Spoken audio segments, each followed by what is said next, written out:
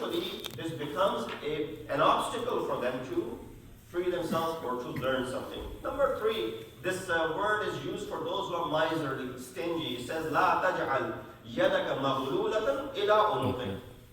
Literally saying that don't, tie your hands to your neck. But what happened? This is salah, this terminology, when you tie your hands to your neck, is when someone comes and asks for help, you say, well, listen, look, my hands are tied. You use that all the time, my hands are tied, I can't really do anything. Someone comes and asks you a favor, so my hands are tied. Well, that is an istilah terminology. Figuratively speaking, your hands are wide open, mashallah, they're not tied up. But nonetheless, your hands are tied, figure of speech, that you're unable to carry out that thing which is being asked from you. Surah Balad, Allah counts some of the hidden favors and some of the apparent favors of the insan that He has bestowed upon him. And the ability to be able to set himself free. He says, Alam naj'al lahu aynayn. Have you not given them 2 eyes? وَلِسَانًا وَشَفَتَيْنِ, a tongue and the lips. وَهَدَيْنَاهُمْ نَجْدَيْنِ, and we've shown them 2 ways. فَلَقْتَحَمَ الْأَقَبَةِ, but he has not broken through the difficult path. Meaning what? These organs are given to you, the eyes are given to you, the tongue is given to you, these lips are given to you so that you can move. And you can talk, move your lips and you can speak. These are there for what? But he has not broken through the difficult path. And what can make you understand what is breaking through the path is, it is freeing of a slave or feeding on a day of severe hunger, an orphan, or the near relative, or a needy person in misery. Meaning what? This is something that you have to start as a preview to be able to free yourself. When you're able to show rahmah to others, then rahmah will be shown towards you as well. In this verse, God mentions 3 important organs used for recognition, understanding, eyes, the tongue, and the 2 lips. Then He mentioned the internal favor and pointed towards what? The conscious and the nature of insan, which is helpful in discerning something which is good and something which is bad. A lot of time, we lack the ability to even discern between good or bad. Here, with all these resources, insan didn't break through. We were not confined. We were given all of these resources. Every single human being is given the same, organs and the same number. What happens afterwards, how you treat them, and what happens, and sometimes people are born that way. Those are exclusions.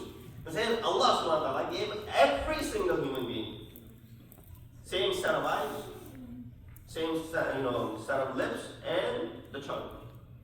In fact, jokingly speaking, when the ayat of when the riwayat talks about the fadail of doing salat in jama'at, the riwayat says if there are 2 people in jama'at, the reward of the salat becomes 70%. More. So as if you're praying individually, but if there are 2 people praying, because all it takes is 2 to pray jama'at, aside from Jumma, where you need 5 at least. And Jumma had 11 conditions. But 2 people can stand and do jama'at, the reward of this salat becomes 70 times more. If you have 3, it becomes 150. Wow. If you have 4, it doubles, triples, 5, 6, 7, 8, 9, until 10. Riwayat says if there are 10 people in jama'at, the reward of such salat is so much that if all the water was ink, and if all the trees were the pens, and if all the angels were there to write the thawab of this salat where 10 people are standing in jama'at, they will not be able to count it. Wow. They will not be able to count it. So isn't there a number bigger than 10? Why did the riwayat stop at 10? We could have said 11, 12, 15, whatever. MashaAllah, we gather, in hundreds when it comes to jama'at. Just imagine that. 10 is what the riwayat is saying, and it goes to the maximum number of 10. That was a puzzle. But of course, scholars sat down and they thought about it, why Allah said 10.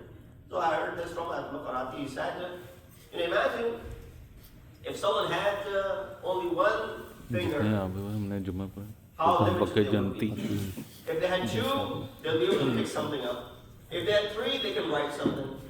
If they had 4 and 5, they can grab something. If they had all 10, there isn't any limitation on what this person, within his means, cannot do. Has anyone ever complained, I wish I had more than 10 fingers? 10 is what Allah created for you. The number which you do not need more than that, and that is a perfect creation from Allah subhanahu wa ta'ala. Hence, maybe you can look at it from to do whatever you want to accomplish. Number 10 is important as far as this Jamaat is concerned, and the reward, which is unable, even angels are unable to enumerate and put it in next to Allahumma salli ala Muhammad wa alihi. The Prophet said, Inna amamakum aqabatan ka'udan la yajuzuha al-musqilun wa ana uridu an ukhaffifa ankum litilka al-aqaba. Indeed, ahead of you is steep and a difficult path which heavily burdened will not be able to cross.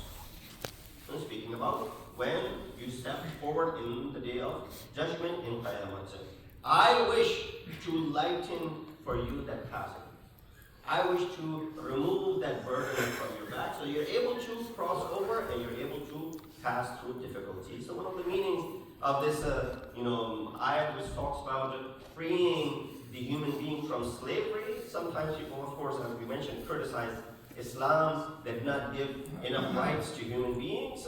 But if we look carefully, Islam takes extraordinary efforts in liberating people, even at that time. Through many means, if humanity were to be informed and paid attention to what the teachings of the noble prophet are in regards to these things, and not speak blind or speak without doing their due research, they'll understand that the mission, one of the missions of the prophet was to free human being and bring their dignity back to them. Such as, within this month of Ramadan, although slavery is no longer around, that type of slavery, but one of the first kafaras is what? Expiation of, freeing, emancipating a slave. If you break your fast, you have to emancipate a slave. If you break a covenant, you have to emancipate a slave. If you break a binding oath, the same thing. The practice of zihar, I don't have time to get into that, you have to free a slave. All of these penalties were there. First penalty was to go out and free a slave. So again, Islam doesn't only focus on the physical freedom. That's the point where people misunderstand. Rather, it emphasizes more on the freedom of the soul, more than the freedom of the body. Yes, there's a possibility that some people might be slaves to other individuals, but they need to be free as far as their spiritual aspect is concerned. Being slave to one's own desires is far worse than being slave to another master. That's what Islam was focusing on. Amir al-Mu'mineen in love number 31, in Nahj al-Balagha addresses our second Imam, Imam Hassan al-Mushtaba alayhi salatu wasalam. Allahumma salli ala Muhammad wa In fact, some scholars of Nahj al-Balagha, they said this is the summary of the akhlaq in its entirety. If someone was to ask you, summarize akhlaq, morality for me, some of the scholars said this is one sentence that all you need. You don't need any further akhlaqiyat or ethics or morality. This is the summary of all of the ethics that you need. What did Imam say? Imam said, وَلَا تَكُنْ عَبْدَ غَيْرِكَ وَقَدْ جَعَلَكَ اللَّهُ حُرًّا. And do not be slave to another, when God has created you to be free. Do not be slave of another. That is the epitome, that is the summary of the entire akhlaq, if you want to look at it. No, but just bring it toward the end. In the environment that we live today, another type of slavery surrounds us. One that is of constant distraction, endless consumption, a silent enslavement, right? It's silent. We don't see it, but it's happening to us. We're being shaped by the systems that train us to want more, to buy more, to scroll more, to compare more, and to live for approval and for appearance. Without realizing, many have become servants to algorithms, brands, trends, and social pressures. Slaves to an unseen master that dictates their desires, their attention, and even their sense of worth. You're not worth anything unless you do this. This is the modern form of bondage, right? It's the modern form of slavery legacy, where the heart becomes tied to the dunya and the soul gradually loses its freedom. That is the slavery, or the captivity rather, if I want to rephrase it, what we're facing dilemma today. This is why in Ramadan we repeatedly say what? وَمُنَّ عَلَيَّ بِفِكَاكِ رَقَبَتِي After every wajib salat, you say this. Ya Ayyuhal and toward the end you say, وَمُنَّ عَلَيَّ بِفَكَاةِ رَقَبَتِي مِنَ النَّارِ. Grant me favor of freeing my neck from the fire. So what he said, the prelude to freeing the neck over there is the freeing of yourself over here. This dua is not only a plea for salvation in the hereafter, but a cry for liberation right now, here. Liberation from the fire of addiction, consumerism, ego, and dependence on everything other than Allah subhanahu wa ta'ala. That's what it is. True freedom is not having more choices or more possessions.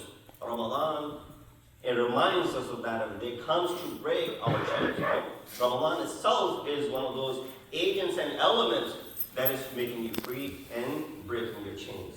So that instead of being servants to the system, we return to being servants of the one who created us. Today, we also see another form of slavery. There are those who beat the drums of war in the world. Gaza has been devastated. Iraq, Libya, and Syria have been torn apart. And now the voices of war are again rising. Now the warmongers are inching to attack Iran. These are not actions of free hearts. These are the actions of those who are completely enslaved by the world.